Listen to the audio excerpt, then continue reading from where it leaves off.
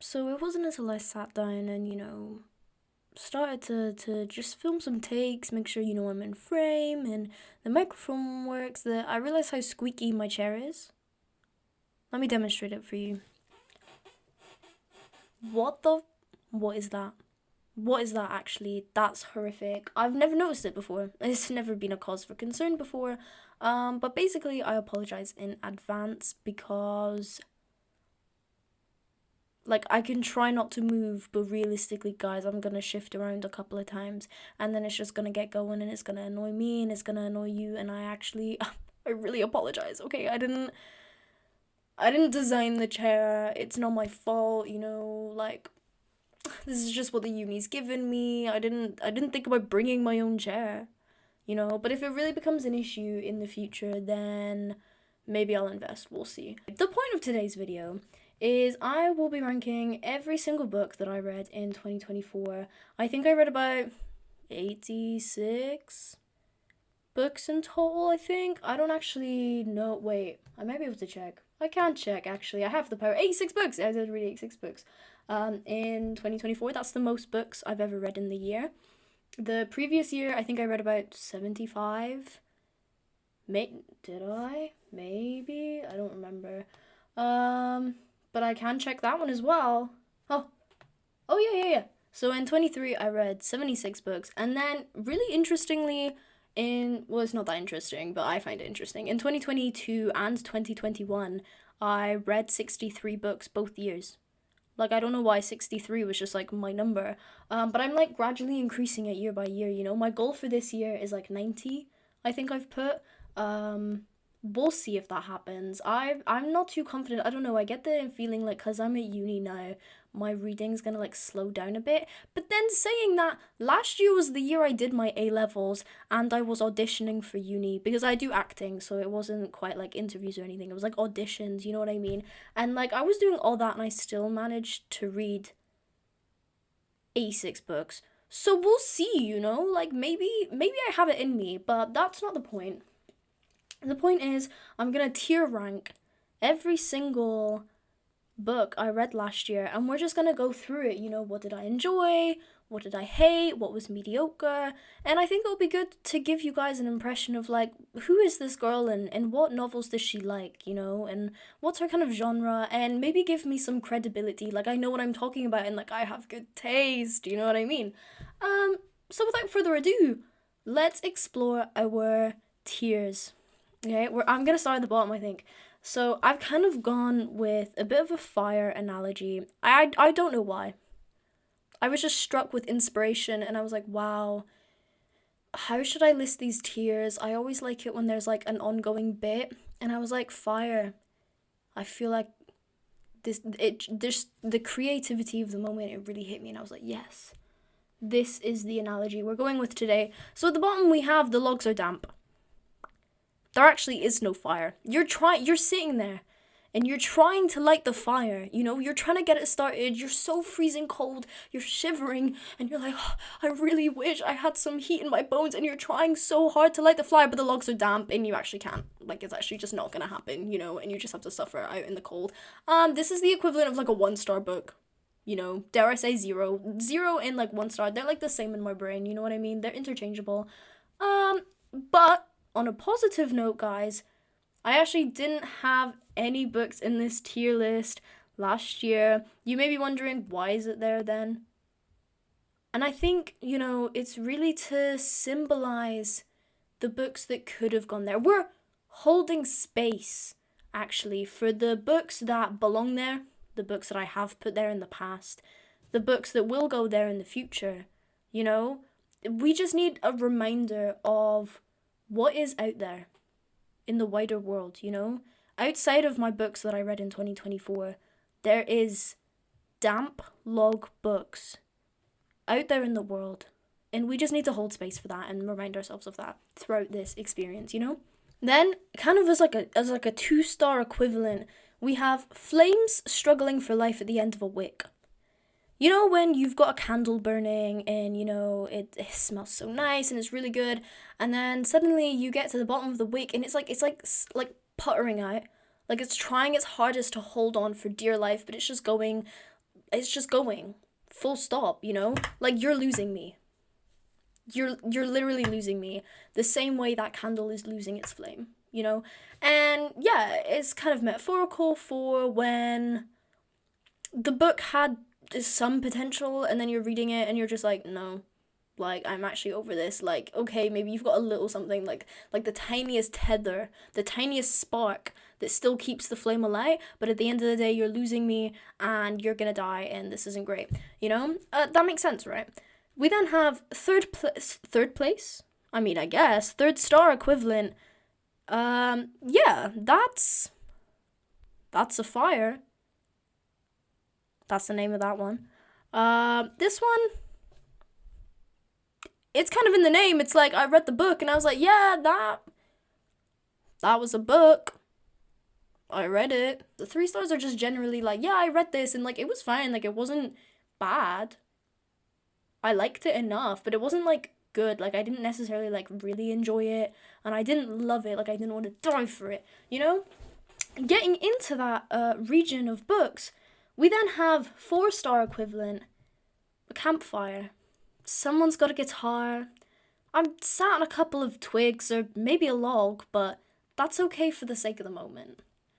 You know, and this is like, have you ever been like camping? So I was like a part of Scouts growing up. So we used to, or like, you know, Beavers Cub Scouts. And I used to go on campfires like with them every time we went camping. And it is like, it's a nice experience, you know, you're all sat around and sometimes we'd sing songs, you know, growing up in churches and stuff as well. Like sometimes you'd go on a weekend away and then everyone would sit around the fire and we'd all sing like Christian gospel songs on the guitar. And you know what? There's something nice about that. There's something that feels vaguely healing about it, you know, but at the same time, I'm uncomfortable, like my butt hurts, you know, because you've got me sat on a log. Maybe the log is damp, you know, call back. And it's just not the comfiest. Also, like, you then kind of go home and your clothes smell of smoke. You know, so it's like, it's got its downsides. Like, it's not the best experience in the world, but it's still like a really nice experience. And I feel like that's like 4 stars, like 4-star reads, you know? It's like, I read this and I really enjoyed it and it was a really nice experience. Like, low-key, it was kind of healing, maybe. But it had its downsides, like it wasn't the best thing I've ever read. That makes sense, right? And now you might be wondering, why is there 2 tiers at the top?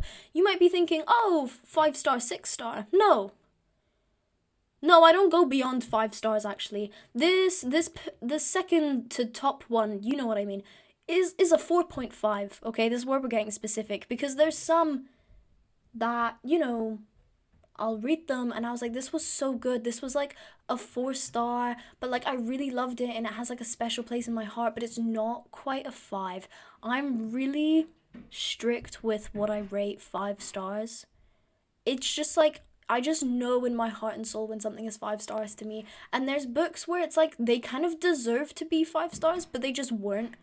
I think there's a thing of the literary prowess of a book versus like your enjoyment of it. And sometimes the literary prowess is like, yeah, realistically that should have been 5 stars, but was my enjoyment quite there?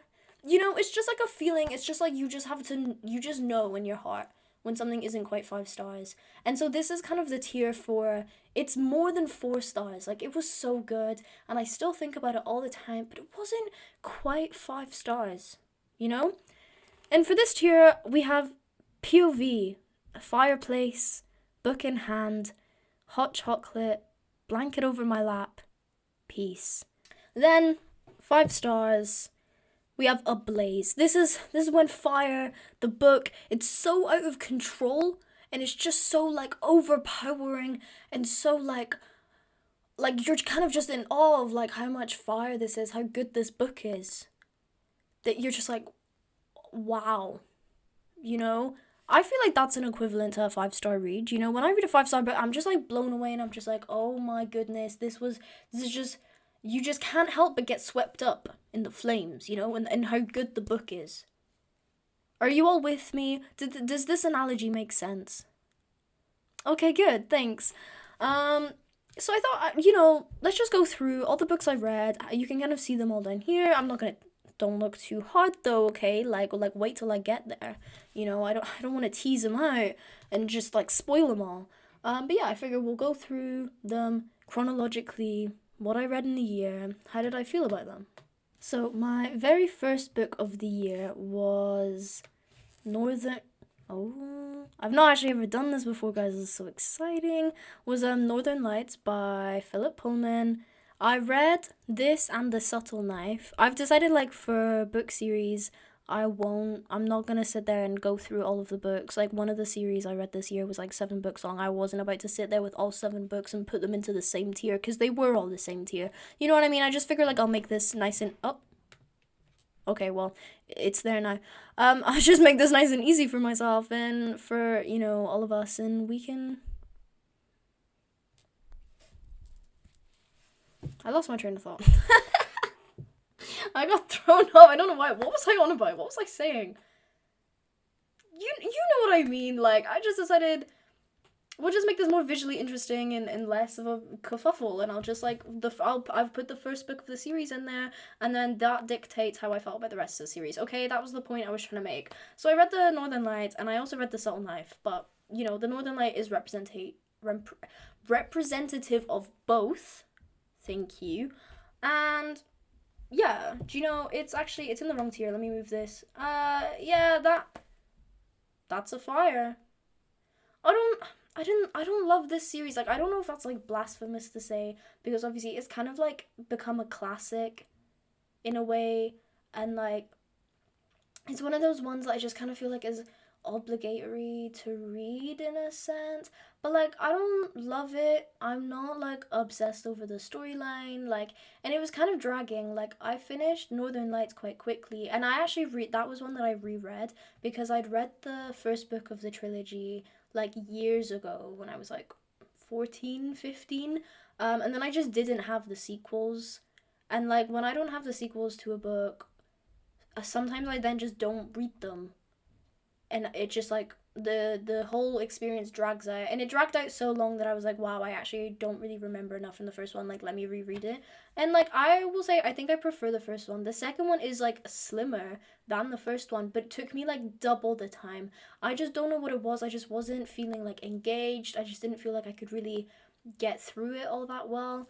And overall, like, it was a book, and I think the fact that I haven't then gone and read the third one, I own the third one, I haven't read it, and to be honest, I don't know if I ever will. Probably not for a long time, because I think I need to be good to myself and generous to myself, and if there's things that I would prefer to read, then I should read them over something that I'm just not that fussed about, you know what I mean? Like, I don't really feel like I need to finish off the story. I'm not invested. Like, it's fine.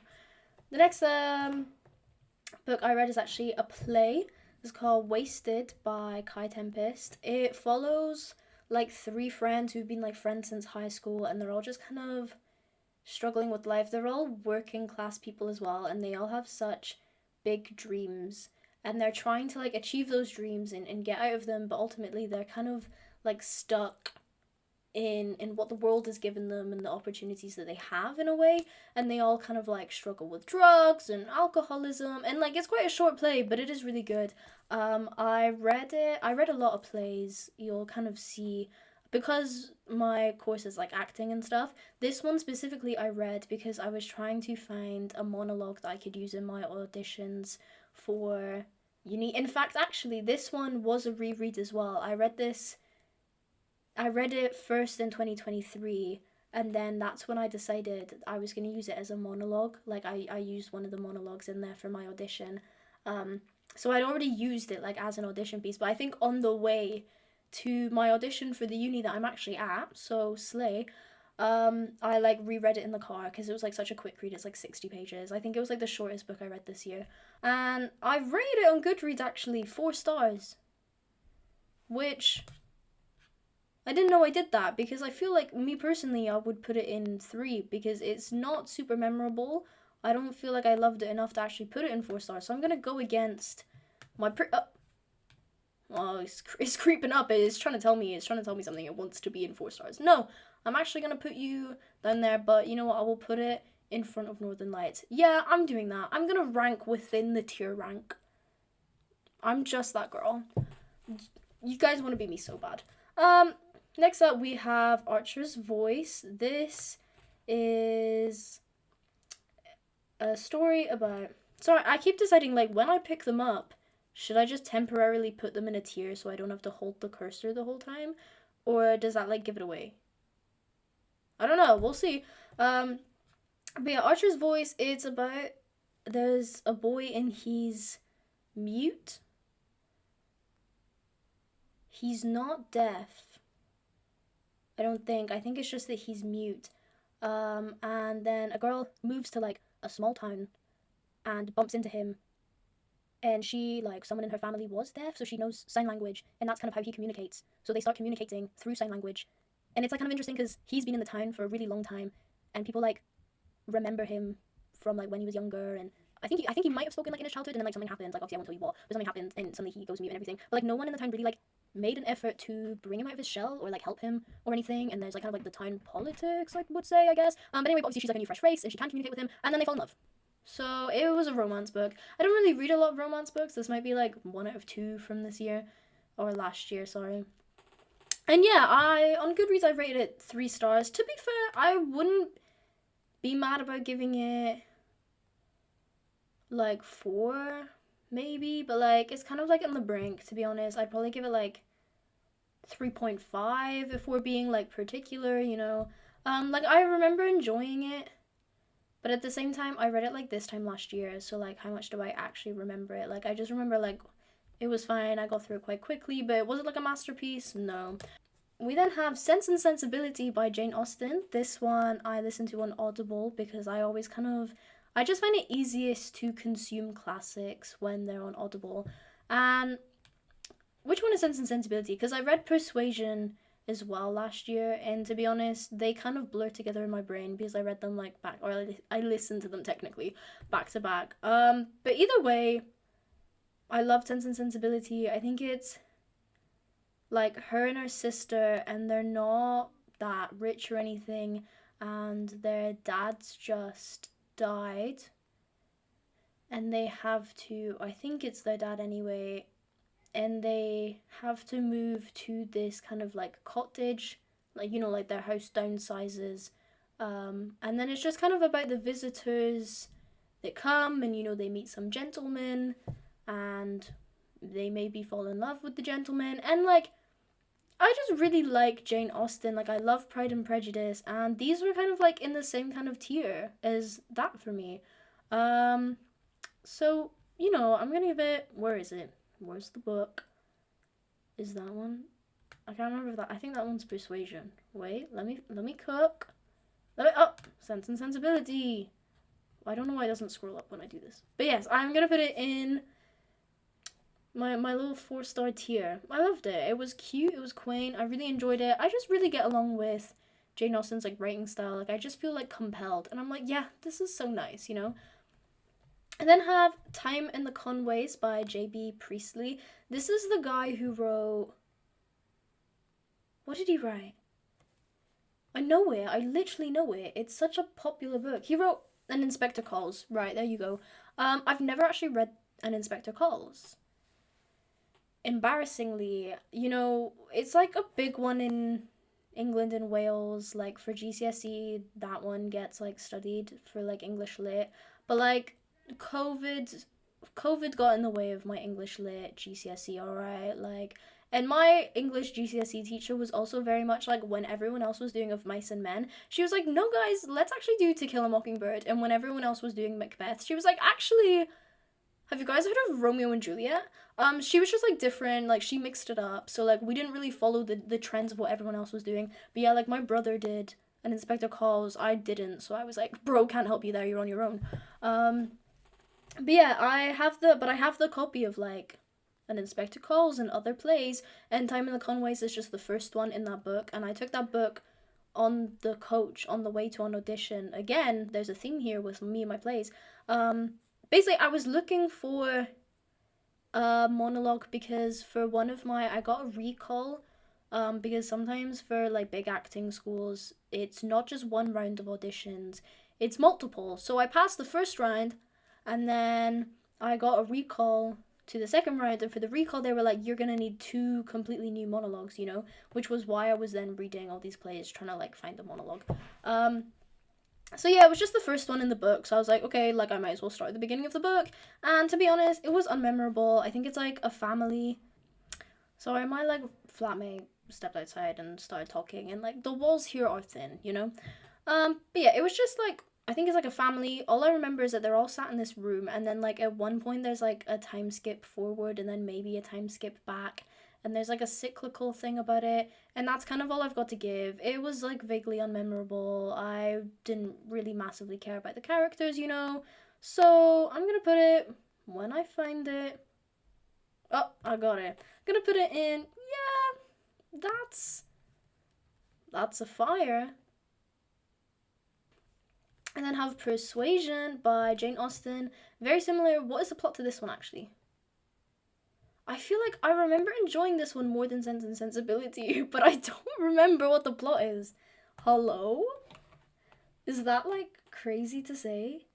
Oh, it's basically kind of like, arguably, it's like, you know how everyone says, like, Pride and Prejudice is the original enemies to lovers? I feel like you could kind of say that Persuasion is like the original, like, second chance lovers in a way, because it's about how she had like this relationship, like she was gonna get married to this guy back when she was like, you know, in the prime of her youth, probably 16, 17, who knows. And then he ends up having to go, I don't know, he becomes a captain of a ship and he has to like go away and they don't keep in contact. I don't know what happens there, but he comes back and they're like suddenly in the same social circles again, but he acts like they're kind of strangers and seems like more interested in her friend. But like, you know, I don't want to spoil anything, but basically it was just really good. Like, again, I love Jane Austen, very similar to Sense and Sensibility. I then read Divergent. I was kind of late, you know, maybe you think like, wow, okay, 18 years old and you hadn't read Divergent yet. Yeah, okay, and what? And what?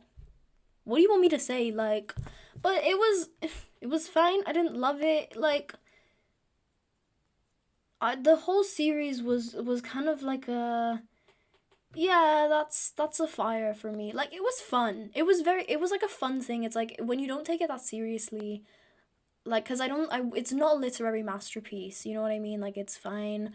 But it was good fun, and you were able to be like, oh, like, teehee, like, yeah, this is like a good book. But like, realistically, at the end of the day, I was like, yeah, this is like a, or actually, I rated it 4 stars on Goodreads. Maybe I'll be kind. But then again, I don't know, like, I just feel like the second half of the series kind of lost me. Like, I think I rated the second and third one. Oh, well, apparently I rated the third one 3 stars and I rated the second one 4 stars. A thing about me is that, like right after I read a book, I think you can't always tell what you actually rate it. Do you know what I mean? Like, sometimes you need to give it a bit of time and be like, how much does this series stick out to me? And I think this one, it doesn't stick out to me massively. Like, I do remember bits of it and it was quite good. Oh, I'm conflicted now. I think I'm going to be kind and I'll put it at the end of my 4 star tier list because it was fun and like it was enjoyable. You just can't really take it too seriously. Like, it's not the best thing I've ever written, you know what I mean? I then read The Wrath and the Dawn. I read the first one kind of towards the beginning of the year, and then it took me months to read the second one because I was reading it on my iBook, like on my phone, just like on the bus to school. And normally I would like listen to my audiobook on the bus to school, so it was only like on very rare occasions, like weeks apart, I'd like get the book out and actually like have a read. But overall it was good. Like, it was a good series. I enjoyed it. It was a romantasy. I think I would say I probably preferred the first one to the second one. I think the plot is there's like a king or the equivalent of a king. I don't remember specifically if they had like a different fantasy name for him. I think they did. And he is like, he keeps getting married and then like killing off the brides, and like none of them make it through the night. And then he does this to the main girl's like best friend.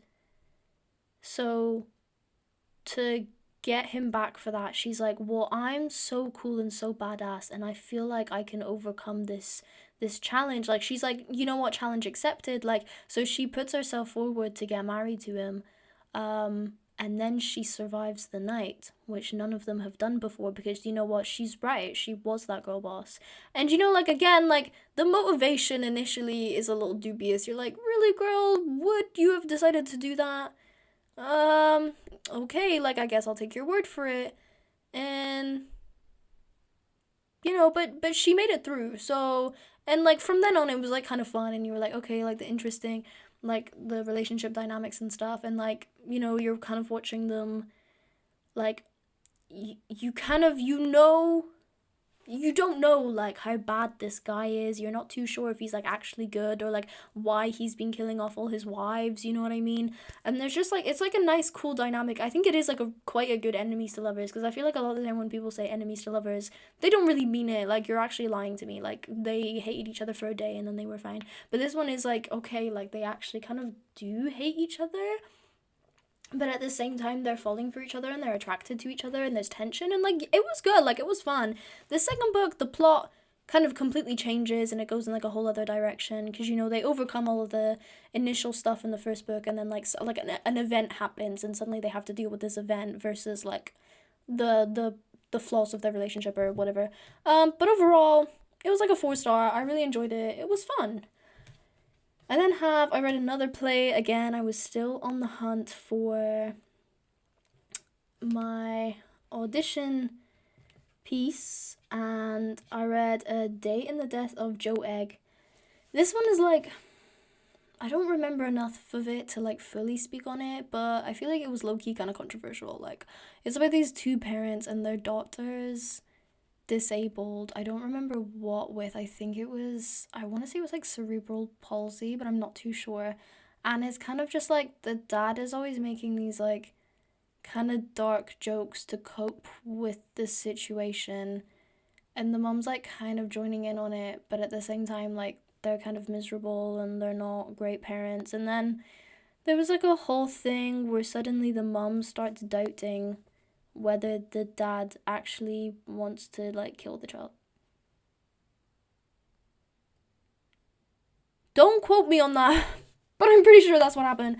So I've kind of been a bit like preemptive, but yeah, I will put it in like, to be fair, actually, after saying that, I think I rated it at the time 3 stars, but like looking back on it, I'm kind of like, the themes, I'm not a massive fan. I don't know, like it doesn't sit right with me, so I'm gonna put it in the 2-star tier. I then read another play called Our Country's Good. And again, this one, like, I don't really remember enough about it. I think it was about, there's all these like prisoners, you know, when like the prisoners were sent to Australia and then made to do work in Australia. It's kind of about that, and it's about all these prisoners, and then these prisoners put on a play for like, you know, the workers, like the proper, I guess, police equivalent people who like took them to the island and are like looking at them and stuff.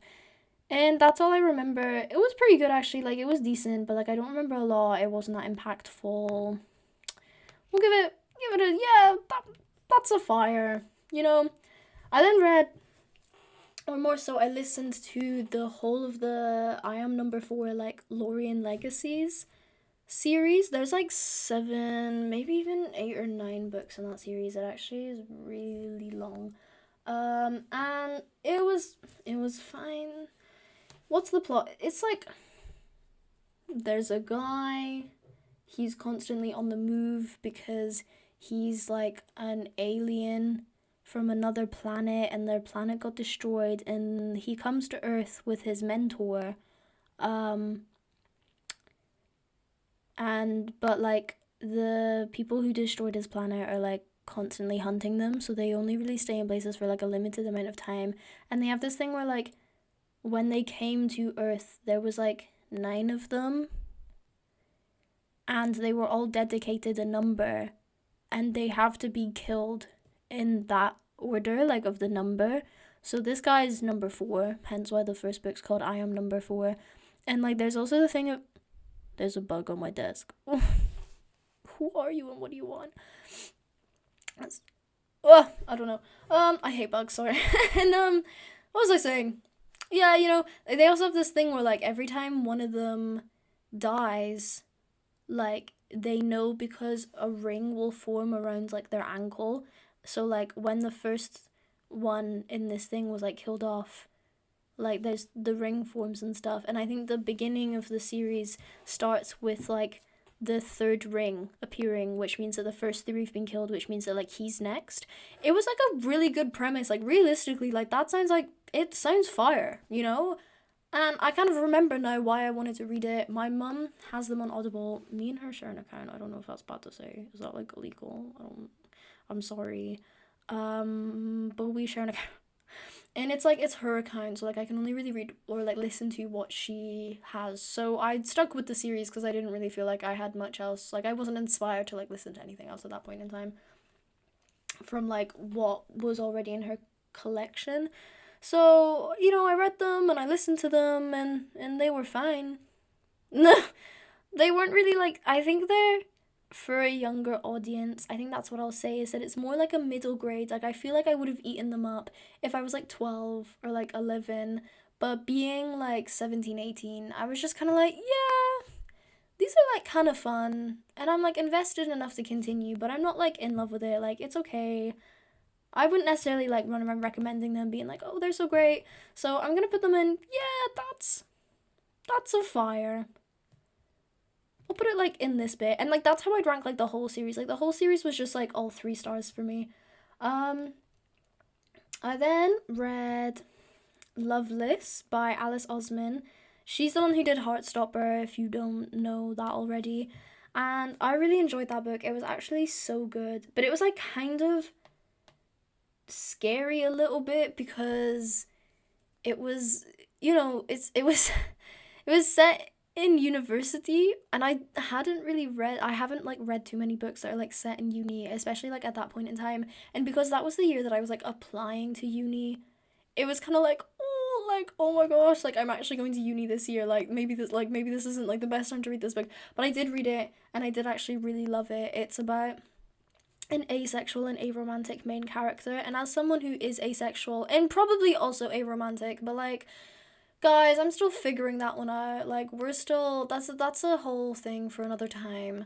Um you know, it was just nice to like read about someone who I kind of relate to and like have that representation. And like asexuality and aromanticism, it is a spectrum, so there were parts of it that I didn't relate to, and there are parts of it like the way that it's kind of resolved it didn't feel like healing for me. It wasn't like, oh, like wow, this is so comforting. It was kind of like, well, that's great for you and your asexuality, but for me and my asexuality, I kind of wish there was a different outcome so that I knew there was hope out there for me, and you know, there's love out there for me. You know, like it was like conflicting, but overall I really loved it. I literally read it in like a day, and it was just like it flowed so nicely, and the characters were all really compelling. They have some really like compelling side characters as well.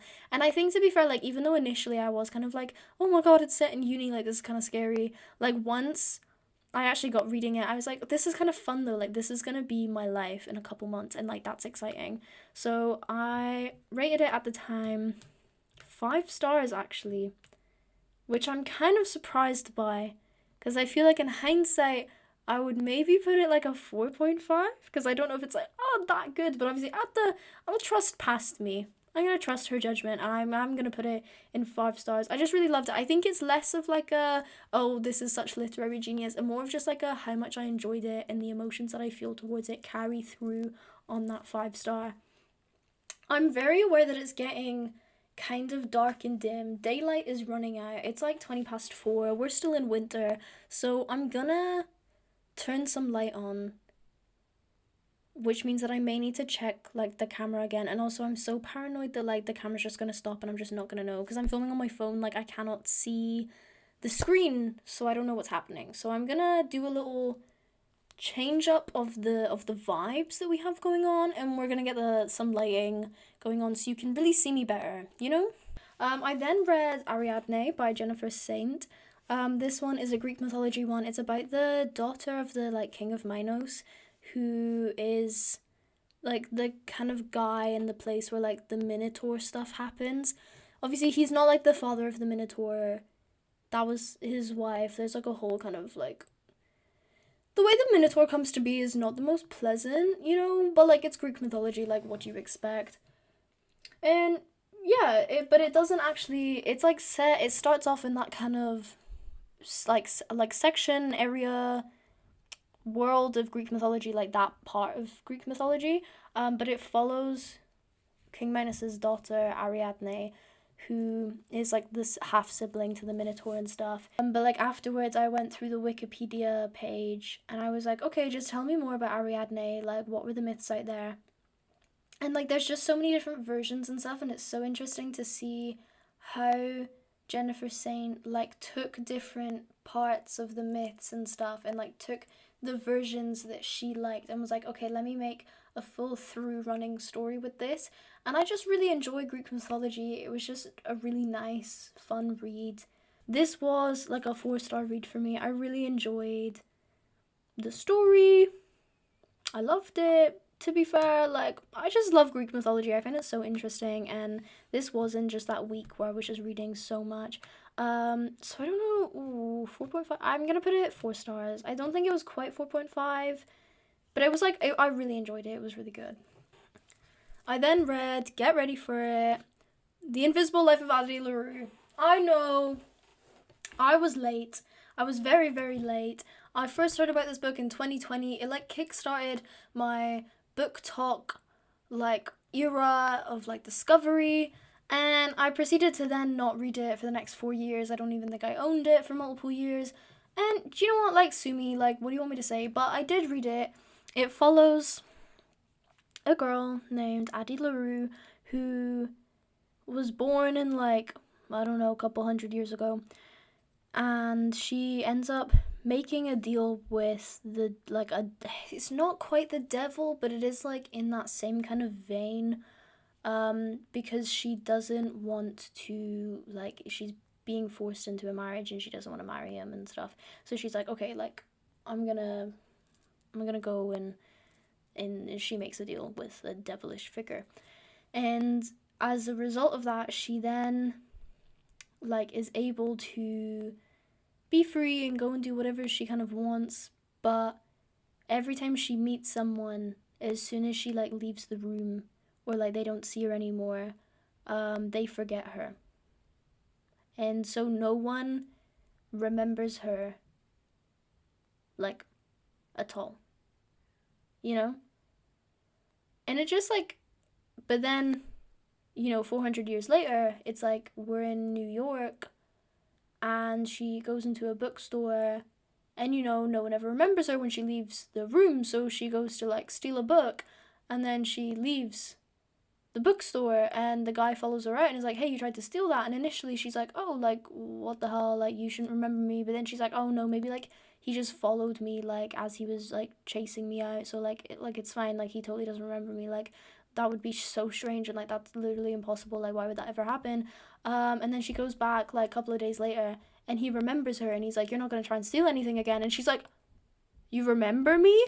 And it's just like, I ended up rating it 5 stars. It's just so good. We're kind of on a bit of a 5-star streak because I then also have the Jasmine Throne trilogy, which I also ended up rating 5 stars. This one, it is considered a part of like the lesbian fantasy trifecta, if you know what that means. There's basically like 3 book series that are like supposed to be like the peak lesbian fantasy, at least according to like, I don't know, TikTok and social media and stuff. And so this was the first of that I read. I am a lesbian myself, so, you know, I love to see women falling in love and I love fantasy, and I was like, yes, sign me up. But like, it's a very political kind of series, which I really love. I love when fantasy books have like the political stuff in them. But yeah, basically this emperor's sister gets sent to Ahrani to stay in what used to essentially be like a religious building. And then the other main character, because that girl, the emperor's sister, is a main character, and then the other kind of main character she grew up in that like religious building, and she like was a part of the religion that got like conquered, and because it got conquered, like there's very few people who like follow that religion left. And this religion like gives you like powers, you know, like, so she's got like some kind of powers, and there's like a whole system of magic there that we don't have time to describe, you know. And she ends up being hired to take care of the emperor's sister. And that's, I mean, I'm not going to say anything, but it kind of goes from there. And you've just got the political intrigue of what's happening. You've got the different religions. There's like 3 kind of main religions that get explored just in this world. And it's just so good. Like, the world building is so unique and so intriguing and just interesting in general.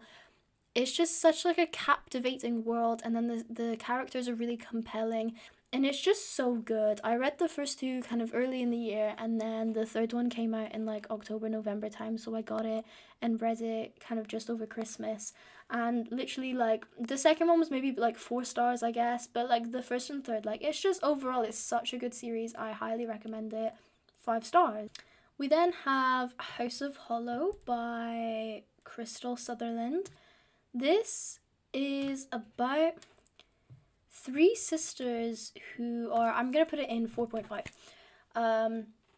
There's like these 3 sisters, and when they were younger, there was like a day where like the parents were on this street and the kids were all there, and they turn around and suddenly like the kids are gone. Like, they just disappear, and they were gone for like a year or something. And like the police were obviously looking everywhere for them. It kind of became like a really famous case, like, what happened to these kids, where did they go? And the parents were like obviously knocking on all the doors, being like, where are our children, you know, because they literally just disappear out of thin air. And then all of a sudden, like a year later, they're found, and when they're found, they all have this like, I think it's like a scar on their neck. And it's like, where did they get the scar? But they like claim that they don't remember anything.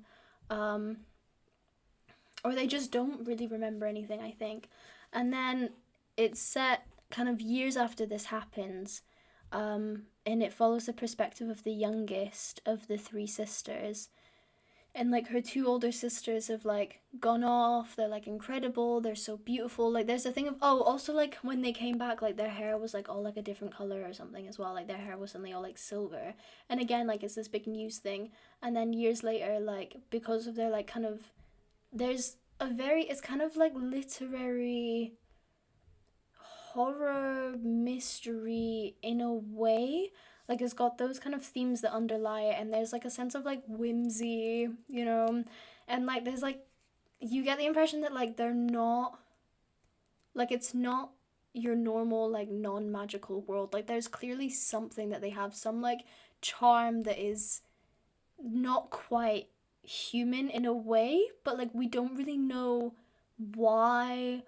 And then what, the oldest sister goes missing, and I don't want to say anything else, but it is like, it's really, really good. It's like literally on the brink of being 5 star, but at the time I didn't rate it 5 star, which is why I'm like, okay, trust passed me. But to be honest, like, from just like how I feel about it today, I feel like it should be a 5 star, but I'm not gonna put it there. I trust past me, you know.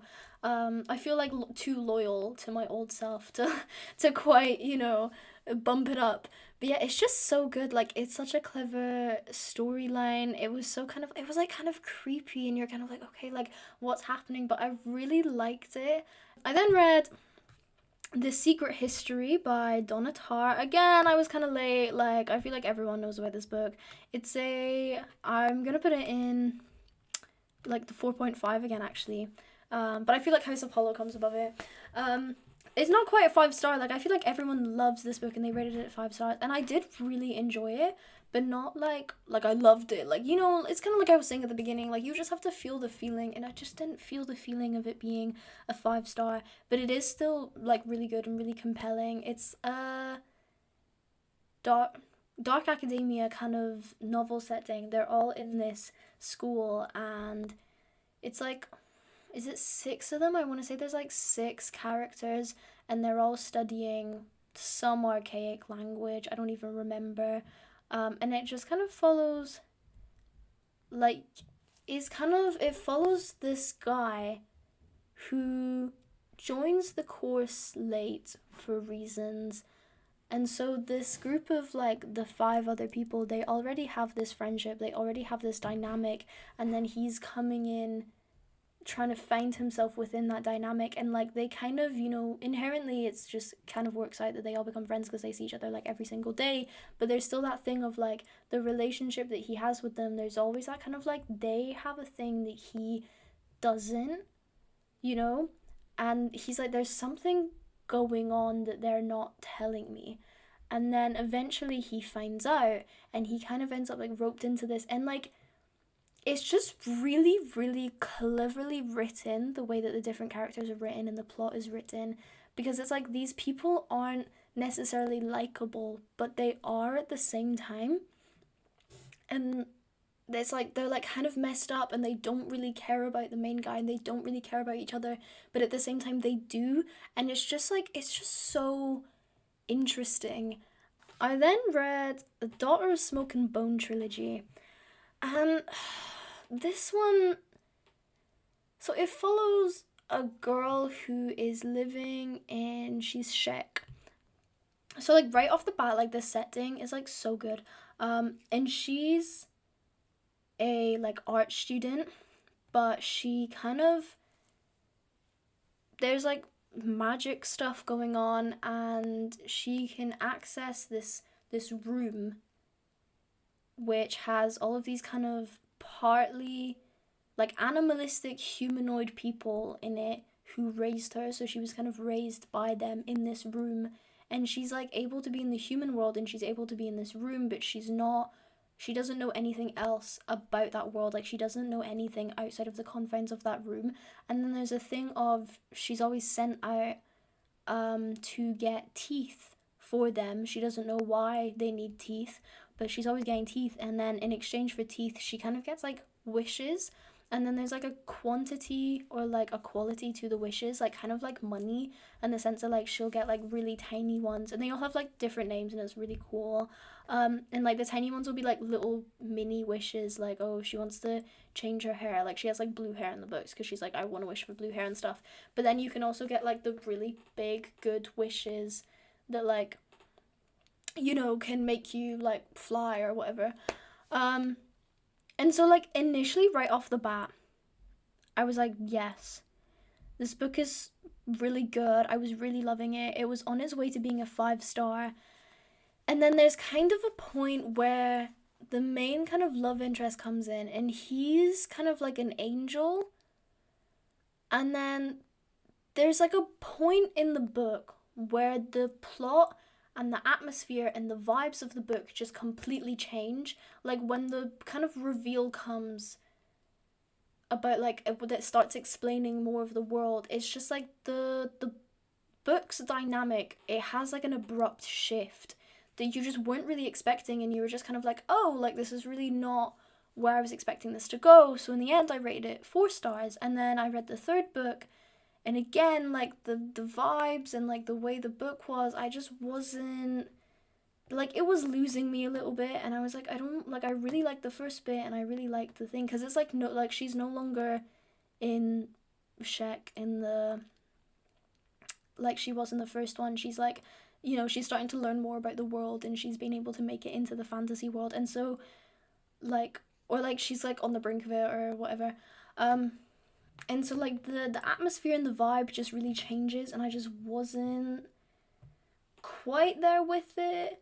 If you want to know more, my Goodreads will be in the like description, because I did write reviews for this series. But basically, like, I just wasn't really loving the second one. I ended up rating that 3 stars, and then the 3rd one just completely lost me. Like, I don't quite remember why, because it's been so long since I read it. But like, here's a quote: I have so much of what happened in this series felt incredibly unnecessary. Like, basically, yeah, in the 3rd one, you're like following along with this random POV, and then the whole time I was waiting for like that to be important, and it literally just was never important. They just had all of this stuff, and then like it didn't really go anywhere. And then like the thing at the end, like it just went in a whole direction. I was like, I just don't get why you've done this and like what the direction you're taking this is in. So I ended up rating that one 2 stars. So like overall, to be honest, I was gonna say like overall I'll put it in 3 stars because that's what I would rate it overall if I've written like literally rated it like 4 star, 3 star, 2 star.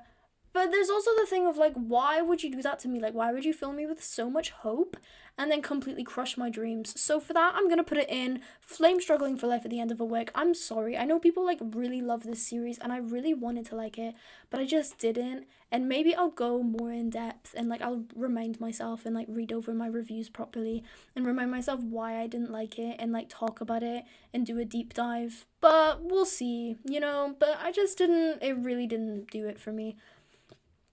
I then have Instructions for Dancing by Nicola Yoon. Something happens and she ends up being able to see when people's relationships end every time they kiss. And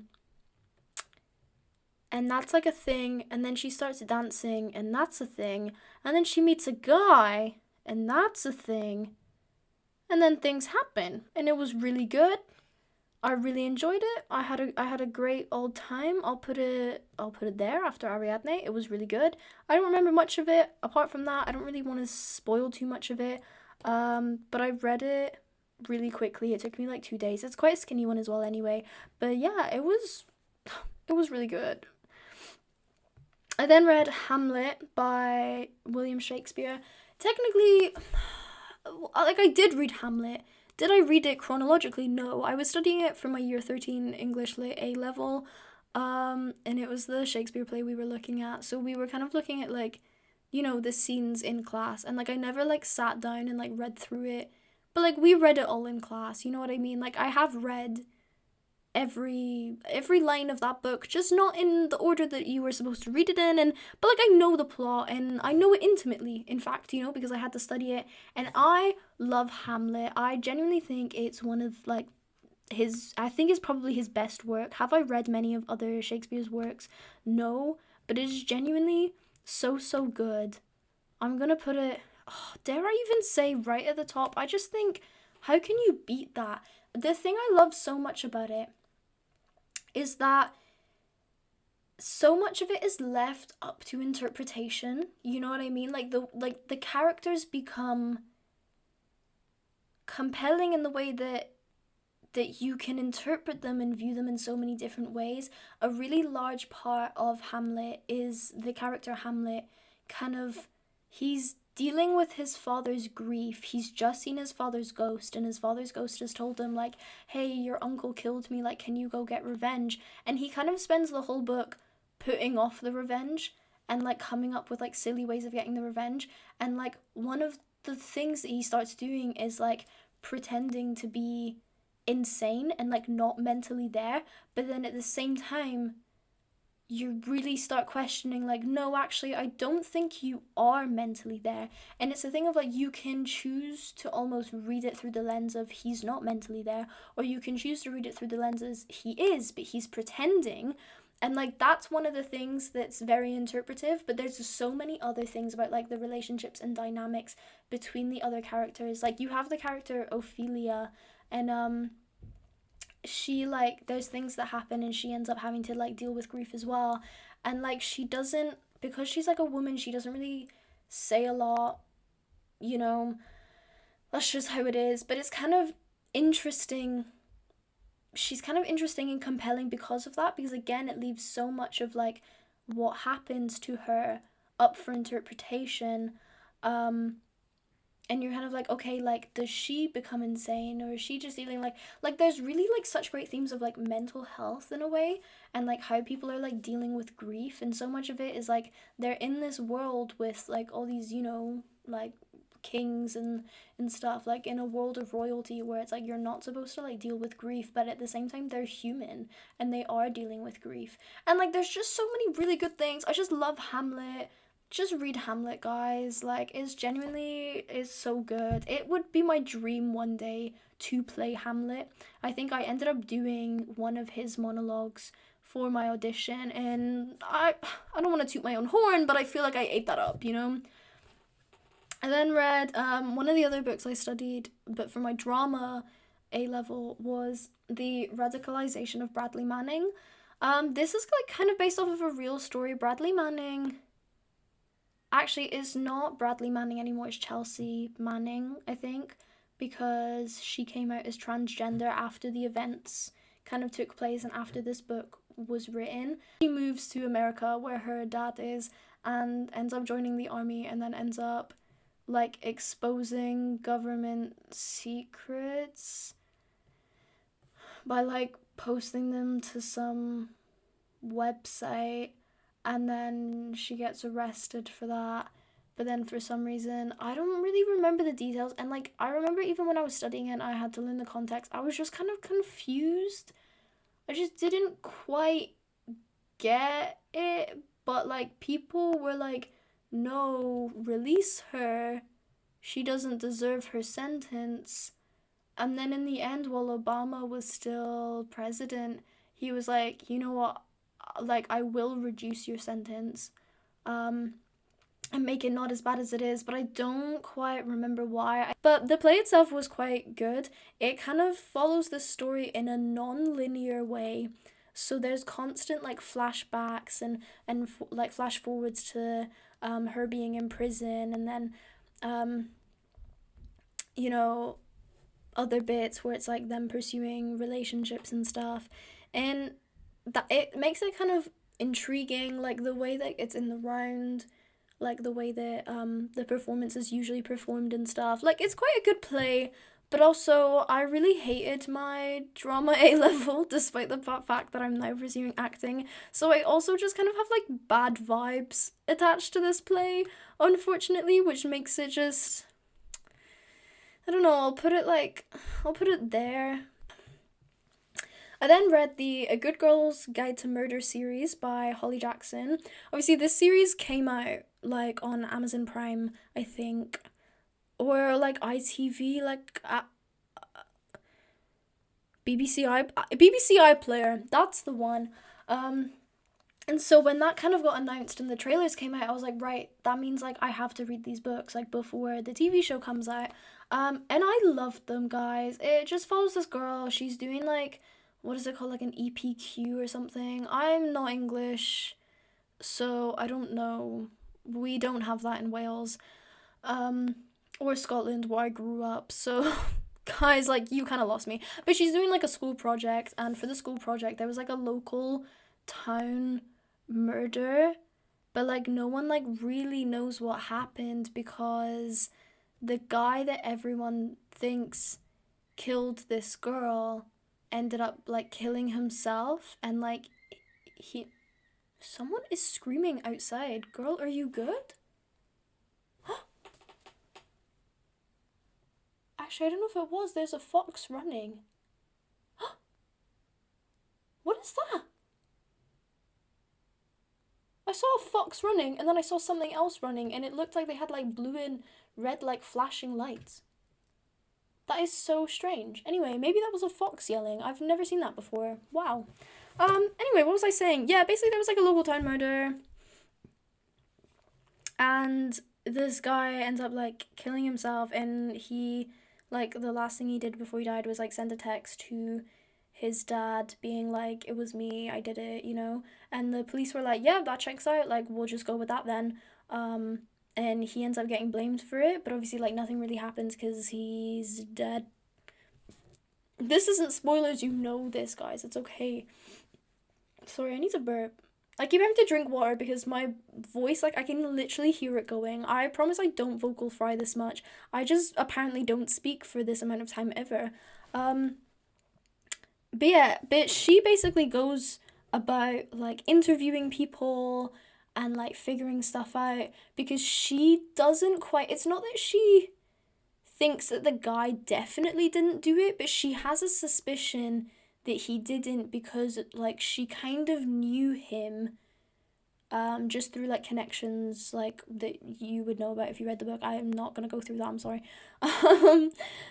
But like she kind of like knew him and like had interactions with him, and he was always really lovely to her. So she's like, I just can't quite believe that he would do such a thing, and, let's explore this, and she chooses to explore this. And it's just like, reading it, I was like, wow, I really don't read mystery that much.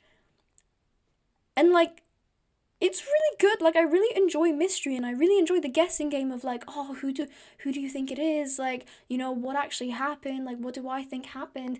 And it was just like, it was so fun to like guess at, and like the plot is just so good, and like the characters so compelling, and there's a romance subplot which is just really good as well. Like, the love interest is like, what a guy, like he's so great, he's so funny. And then like, I rated the second and third books in the series 4 stars actually, but I thought I'd rated them 5. They're like not as good as the first one. I do think the first one is definitely the best of the trilogy, but like the others are still like so fun in a way. I mean, they're not necessarily fun all the time. Like, the second and third one, particularly the third one, get a lot darker. I mean, inherently it is like dark because you're dealing with murder and stuff, but the first one just kind of feels a bit more goofy in a way. And then the second and third one, it does get like quite like, oh wow, okay, but like, it's still just, if you like mystery, and if you like reading things where you're learning all this information, you're trying to guess like who did it, it's just really good for that. Overall, I would give this series like 5 stars. I just really enjoyed it. Like, I kind of miss it. I kind of wish I could read it for the first time again, because I've tried to kind of like read some mystery since then, and it's just never quite hit the spot in the same way, Where is the... Oh, there it is. It's right in front of my face. So yeah, I'm gonna put this one in a blaze. I'll put it after Jasmine Throne. We then have My Dark Vanessa by Kate Elizabeth Russell. This follows there's a two kind of perspectives. You have the one perspective of the girl from when she's in like high school, and then you have the perspective of the girl years later, after like a lot of the events kind of happened. And it follows a teacher-student relationship that she ends up getting involved in, and explores the whole thing of like grooming, and it was pedophilia and stuff, but as an adult she's not quite processed it for what it is, and she's still in contact with him, and they still meet up like occasionally, and she kind of has this belief that like what they had was real.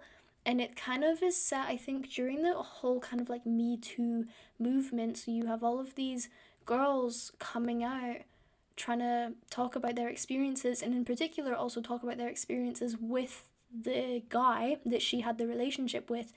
And like, she's kind of not feminist about it, but it's written in like an authentic, real way, in the sense that like, when a trauma like that kind of happens to you, the kind of stage of denial that you're in, it's like you don't want to, like, processing, like, for her to actually process what happened as being a bad thing would mean suddenly having to put in a lot of work unpacking what happened. And like, there's a thing of like, it's easier for her to deny that what happened was a bad thing, and to be like, no, he did love me, and what we had was real and genuine, and like, I loved him and stuff, kind of as like a coping mechanism in a way, even if she herself isn't aware of it. And it was really good. The ending though did kind of confuse me a little bit, because it's kind of like, it didn't have the ending that like I thought it would, which in some regards kind of felt like the point, the way that she'd written it, but at the same time it did kind of leave me going like, okay, what is the message that you're trying to give with this book, But I feel like I can't talk about that too much without spoiling it. But either way, really good. It's such a good exploration of like human emotion, and it's just really well written. It wasn't quite a 5-star, but I am gonna put it in 4.5, because it was there. It was really good. Like, it didn't have, again, I didn't feel in my heart that it was 5-star, but it's just such a good book. I then have The 7 Deaths of Evelyn Hardcastle. This is like a mystery as well, actually, and it's really good. Like, I think I just really enjoy mystery, and I feel like I should get into mystery more. It follows this guy. He wakes up and he's in the body of this guy. He doesn't remember anything about like what happens previously, but suddenly he's just in this guy's body and he's walking through a forest like yelling someone's name, and he hears like a gunshot, and like, but he never finds anyone in this forest, and then eventually he like finds a main road and goes back to this big mansion, which is like the only place around, and all of these people are interacting with him, like they know him, but he doesn't remember a thing, like he's kind of like lost his memories and stuff. And then there's like a mystery kind of pose, like he's trying to find the person who he was searching for in the woods, he's trying to like figure out who that is and stuff. And then at the end of the day, he gets killed, which isn't like a massive spoiler at all. And the next day he's in the body of a different person, and he remembers everything that like happened the day before, but suddenly like he's in the body of a different person, and like there's a killer going around, and he has to try and figure out, I guess, like who the killer is. No, he has to save Evelyn Hardcastle from dying at the end of the day, but there's someone trying to stop him from doing that, and to do so he kills them like every day, but like in the different bodies, you know. And it's just really interesting, and like because you're kind of repeating the day, it's that thing of like, you know, you're learning different information from different things, but then there's so many different relationships, and there's a thing of like each day he kind of becomes more and more connected to the person who he is that day, and he's like, has such a good thing of like he's limited by what that person themselves is limited to do. So if he's in the body of like an older person, then, you know, he feels more fatigued, and he feels more like, you know, slow, and like he has to take more breaks and stuff. And so there's that kind of thing of like he's trying to figure out this mystery, but he's being held back by all these different things, and then you're just trying to figure out like what is actually happening. And it's really good, it's really well written. I highly recommend it. I think I'm also going to put this one in 4.5. like I did rate it 4 stars on Goodreads. Obviously you can't rate things point something on Goodreads, but I feel like I will give it a 4.5 because it's just so clever. Like it's one of those ones, like I think the literary prowess is maybe a little bit higher than like my enjoyment, but like I just have to give it like credit where credit's due because it's just so cleverly done. So I then read Imagine Me, which is the 6th book in the Shatter Me series by Tahera Mafi. I also read Unite Me, Find Me, Believe Me, which are like the novella interlude bits. Silly me bought the 5-book pack from the works and didn't know that there was a 6th book. You know, and I've spoken about this before, but if I don't have the completed series, like, I start, like, not really caring about the remainder of the series, and it kind of gets to a point where I'm like, oh, do I read it, do I not? I did read it, because I was like, okay, like, I'll just ask for it for Christmas, and then my brothers got it for me very lovingly, thank you guys, and they also got me the, like, novella books as well, because that became its own little pack in the works as well, its own little box set, you know? So obviously for obligation I read the little novella ones. They were fine. They were all like 3 stars, like they were there. I did enjoy the rest of the series. The 3rd book I think I rated 5 stars. Would I agree with that now? Maybe not, but it's like the enemies to lovers, it really got me, and when the people kind of get together, I was like, oh, it was so good, and I loved it, and I was so invested in their relationship. And then to be honest, I would recommend, like, just, you don't have to bother with the 4th, 5th, and 6th book. Like, the series could have been a trilogy, and I feel like it was kind of written in a way that it was supposed to be a trilogy, but then she just kept going for the fun of it, and like, okay, fair enough, like, there's some nice moments. The plot's like decent, but it's kind of like, it was fun, it was there, it happened, but it didn't really need to happen, the rest of it, you know? And I think there was a thing of like, I read the novellas, but I didn't really remember like what was going on half the time, and I was just like, do I care? Like, you'd kind of lost me by that point. So I'm gonna put it in, yeah, that's a fire, but I'll put it at the beginning. I feel like it's better than some of the other, like, it was good fun. And I did enjoy the rest of the series, I would say. Like, it's, like, generally, like, a 4-star series, just because it's, like, it's not, like, the best literary thing I've ever written. But it was really fun. It's really good fun. I then have Normal People by Sally Rooney. This one I really enjoyed. I think I'm gonna give it like a 4-star though. I don't know. It's like on the brink of being like a 4.5. I just really love the exploration of people and relationships and like the relationship dynamics that people have with each other. And this book is very much about that. It follows two it's set in Ireland, and it follows two like students, a girl and a guy, who like kind of end up in this relationship, but it's just a very like real, authentic relationship, and they kind of like break up, but then they end up going to the same uni, so they kind of end up back in this relationship, and it's just very real. It's very authentic in a way, and I just love authentic representations of relationships. So I really enjoyed it. I do recommend it.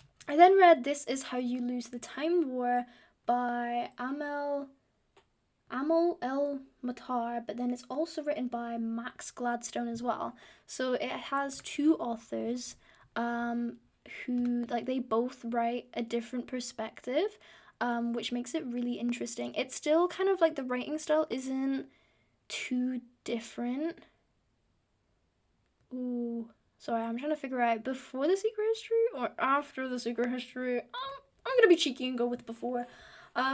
But yeah, so the writing style isn't like completely different, but it's still like it's kind of there, you know what I mean? And it's about these two. They're not quite human. There's a very like sci-fi take to it, in the sense that it's like there's these two opposing kind of like sections of people in this time war, but they're not quite like, they're like humanoid-ish, but you don't really fully get what they are. You just know that they're not like quite human, and like you just have to trust the process. A lot of it is kind of like just trust it, you know what I mean? Like I feel like if you sat there and tried to puzzle out exactly what was going on the whole time, you'd just be confused.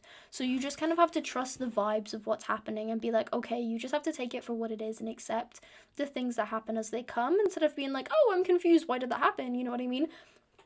But it's like a very poetic love story in the way between two, again, they're not human, but they are feminine, so like they're lesbians, like let's be honest, and they're on the opposing like sides of this time war, but they end up leaving like letters for each other, but the way that they leave letters for each other is like really creative and kind of whimsical and magical, and not like realist, like they're not actual letters. It's like, I think there's one or something where there's like a water fountain, but not like you're like, not like a pretty fountain, like a, you know, when you go to get water like at a workplace, and you hold the cup and then the water dispenses, like a water dispenser. There you go, that's the one I mean. And like there's something where like they leave like a message in the bubbles, like I think that's like one of the things. So again, like it's very much like you just trust the process, and you just have to be like, okay, this is something they can do. But it's just such a like creative story, like you're just so compelled by like, okay, like, and the relationship dynamic is like like it's just really good. It's hard to describe because it's like, did I understand what was happening for the majority of it? Not really, but like again, like you just kind of have to trust the process. It was just beautifully written. It was such a nice story. I enjoyed it. I think it was incredible. I think it was really good. So I don't know what happened, but I think I like scrolled a little too far up too quickly, and it decided, you know what? Let's refresh this entire page, and my tier list died. It disappeared. But I figure anyway, where we just left off, we've kind of, that I finished This Is How You Lose the Time War at the end of June, beginning of July. So we've successfully covered the first 6 months of the year. I'm very aware that this video is getting very long. So guys, this is gonna be a two-parter. I'm sorry, I did want to do it in like a oneer, but I think realistically this video is getting really long. And you know what? Let's just keep you waiting in suspense.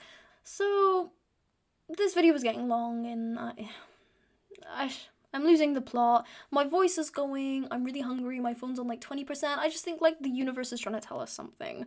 You know, that page refreshed, the tier list died, and God was like, "Hey, go eat.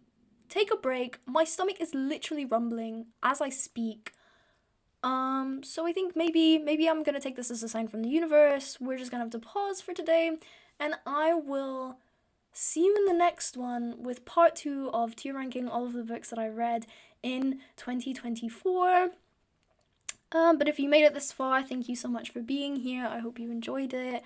Tell me in the comments, what was your favorite books of 2024, you know, and what did you think of some of the ones I read? Do you disagree with my opinions? Let me know if you hated this video. All feedback is great feedback, I guess. And like and subscribe. If you want to. I'm not forcing you. You actually don't have to. I'm just here for fun, you know, like, if you don't want to like it, like, I'm not gonna peer pressure you into liking the video or subscribing. Like, if you never want to hear from me again, like, that's okay, and I understand. But also, if you made it this far in the video, then, like, you enjoyed yourself, right? And, like, you had fun. And you were compelled to watch the whole thing, so maybe at that point, you should just take this relationship that we have to the next step and hit that like and subscribe. Never in my years did I think I'd be saying this on the internet. Anyway, thank you so much for coming, and I will see you in the next one. Bye-bye!